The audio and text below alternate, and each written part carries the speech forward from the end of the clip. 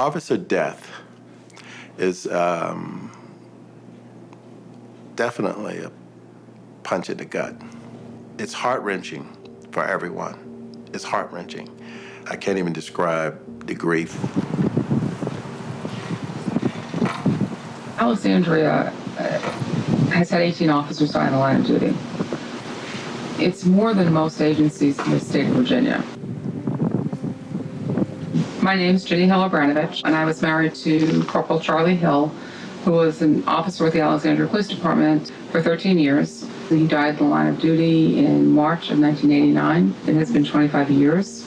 My boys at the time were 3 and 7, and it was a really difficult time. I'm living proof of how the ultimate can happen. I was 12 years old when my father had been a police officer for 17 years. And he went to work one day and didn't come home. I never really thought that I was a strong person. I always depended on him. But after that, I became my own person.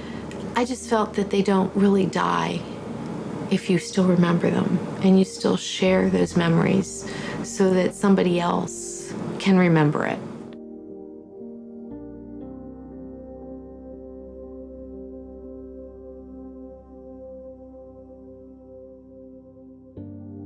He's out going for a jog, and all of a sudden comes an officer in a foot pursuit, and he's just out in his jog, and he just takes off and chases down this guy and tackles this guy while he's on his jog, and as soon as it's all done, okay, let's see it, he goes back out his jog.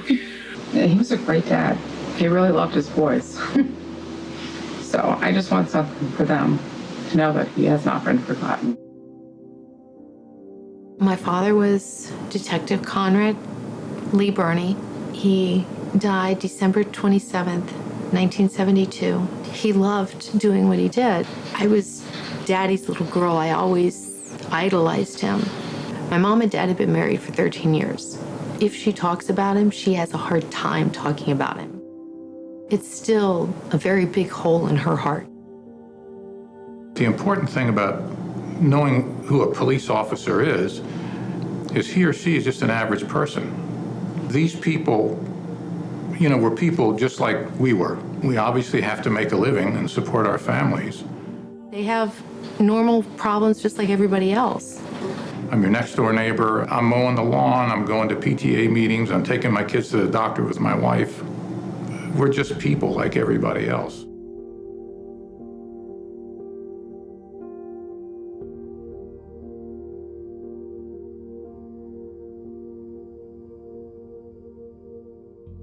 There are people out there that want to further this cause. I can think of nothing more important or more emotional or more timeless than the purpose, meaning, and message that this beautiful memorial represents. It was decided that the memorial will basically be built by private citizens. Fortunately, we have a police foundation, and those good people took up the mantle to say, we'll be the fundraising arm to raise the money for the memorial. We had 300 and some people give money, individuals and businesses. So it's really a community outpouring.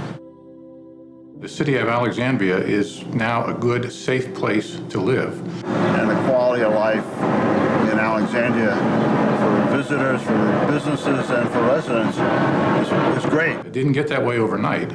Even Old Town Alexandria, the Dead End of King, was not a place to go like it is now. That was the hard part of town. It took a long time to get it that way. A big part of that were police officers.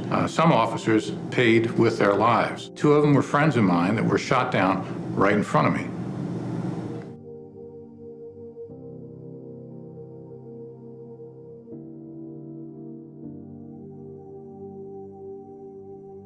They went to work that night, not looking for a fight. The people that they encountered had a choice to make. They could either cooperate with the officers or fight. They chose to fight. I've seen firsthand the tragedy of an officer being killed in the line of duty. I still remember the expression on my mother's face. It doesn't just end one life, it ends everybody's related to him that knows him in some way or shape or form. The tragedy to the community, to the department, to the families, friends. I didn't get walked down the aisle by my father. He didn't get to meet his grandchildren. He didn't get to see me graduate from high school or college. He missed everything.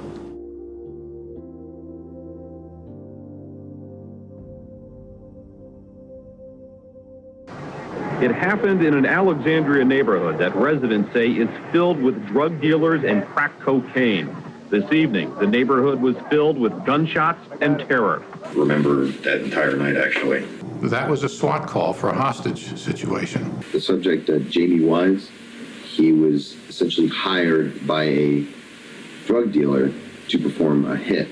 We received a call at 4:07 p.m. that a man with a shotgun was in 316 Hopkins Court.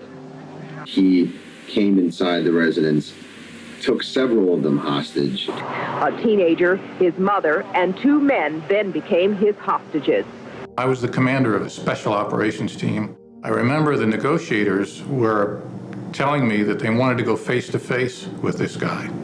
No protection, just talk to him one-on-one. And I said, it's not going to happen.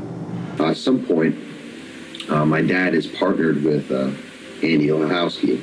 The two of them together were moving around the back of the house. The hostage taker came out of the building with his hostage in front of him. He had, by this point, let everybody go but the one hostage. He comes out the back door with the hostage and the shotgun to the back of the hostage's head.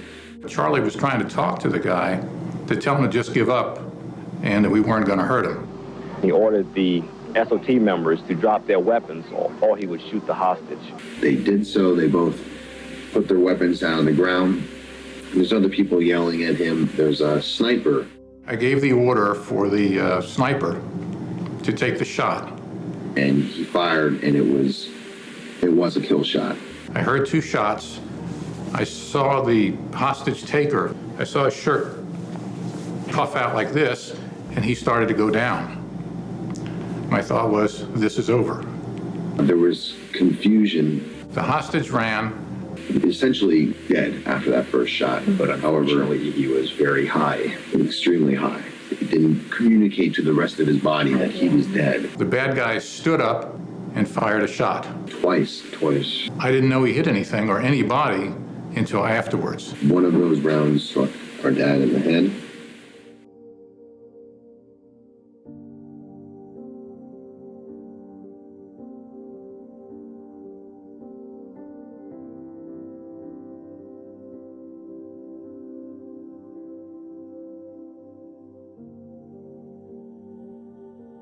I do very clearly remember the moment when they reported officer down. That's when I discovered it was Charlie.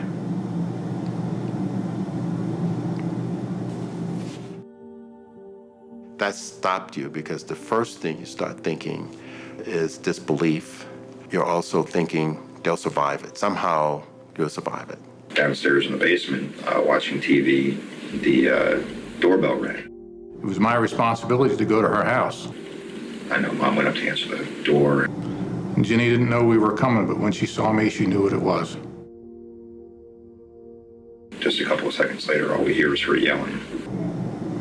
I drove her to the hospital, and it was a long ride.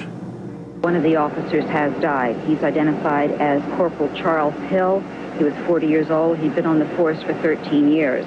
And then when you get word that that's not going to happen because you hear the nature of the injury and your training and your education and just your understanding that that's not going to happen. We talked to Officer Andy Hauchelski before he went into surgery, and he was crying because he was afraid that Corporal Hill was not going to live. His thoughts really were for Corporal Hill and the fact that he feared that he was fatally wounded. Physically healed, but unfortunately, I don't think he psychologically healed. Eventually died from, I think, that event. How many people for so little pay would die for a stranger? It was very tough for the team. We'd never lost anybody before. And I pulled the team together and I told them, we're the last line of defense. When they call us, we still have to go. Our jobs never stop regardless of what's happening. And the next call out, we got to be ready. You know, we'll take our time and we'll grieve, but we still have a job to do. That's an important job. You can't get to know people and work with them and be partners with them and to suddenly know that in a very violent way, because of this job, they're no longer here. You can't know Jenny, the kids at the time, and see that and not absolutely wonder about a lot of things in life. What's right, what's wrong. The world's turned upside down for a moment. We all reflect on our own mortality. We took it as one of the hazards of the job, and we certainly grieved. It brings home the very thing that you don't think about. It just absolutely takes you to a personal place. We all go to work, we do our jobs, we don't think about these things might happen to us. You really don't. You don't think about it until something like this happens. That incident can never be wiped away. And then you go through your shift, it's in the back of your mind where it wasn't before. It's part of your career, your life, and what happened to him and his family. But there's a tendency for things to fade, memories to fade, things to be kind of taken for granted. This doesn't allow that.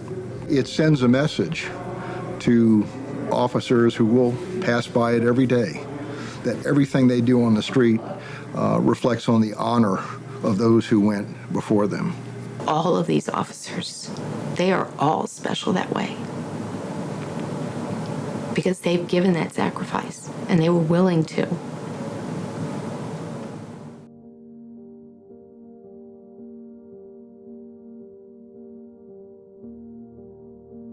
I think when you come here, you'll finally get that relief that finally we're paying due respect to the fallen officers of this city. We're paying homage to people who don't ever ask to have this tribute to them.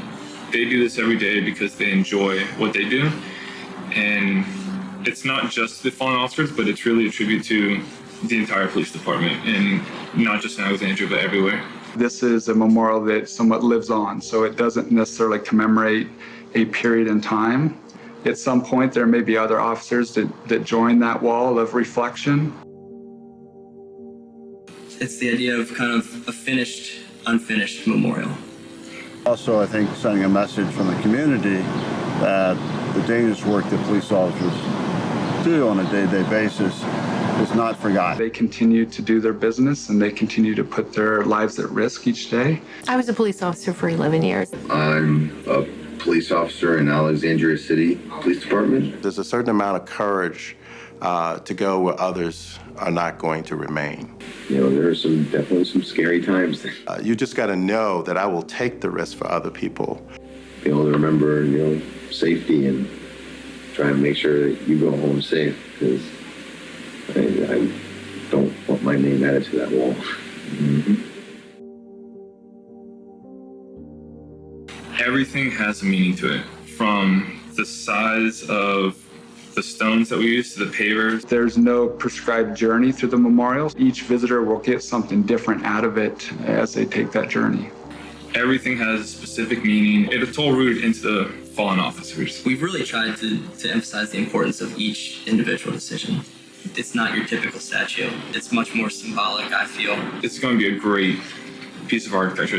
It's going to be a great experience. A real life place to reflect and pray and meditate and think about their lives together. People can pause and look at and say, gee whiz, these are people that really did serve the community. It's an expression of respect and hopefully hope. It memorializes for all time the heroism, courage, gallantry, and immeasurable personal sacrifice of 18 Alexandria police officers who gave their lives in the performance of duty, who gave their lives in service to others. And it stands in honor to the families and loved ones who suffered immeasurable loss. You learn to live with it in your own way.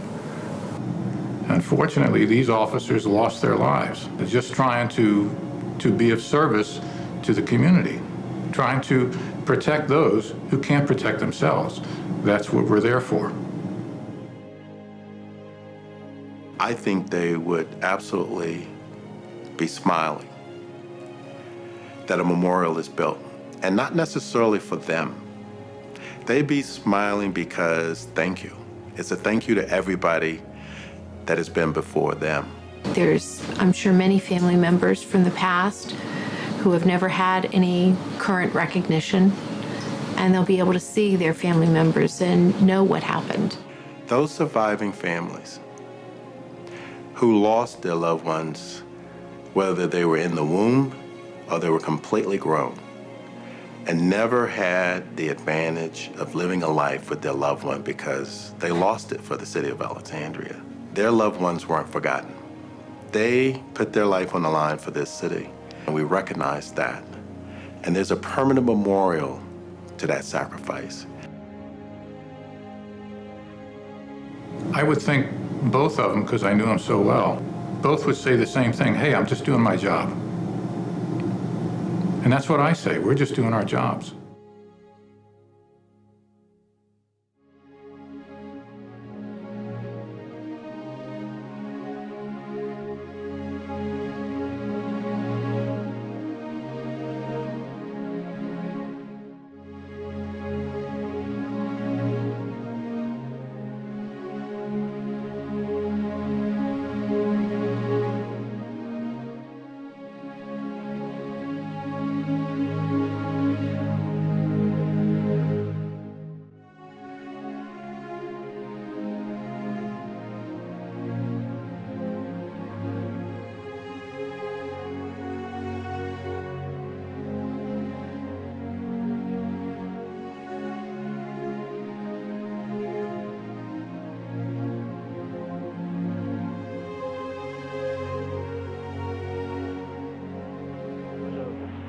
A good officer, a good human being. At a time like this, it's tough to bring up all the superlatives, but he did a heck of a job for us. Everybody knew him. He was accessible. He was a scout leader, and he had a wonderful family. He was just the kind of neighbor you would want, and he was the complete public servant. His family, his community, and his profession is what mattered to him.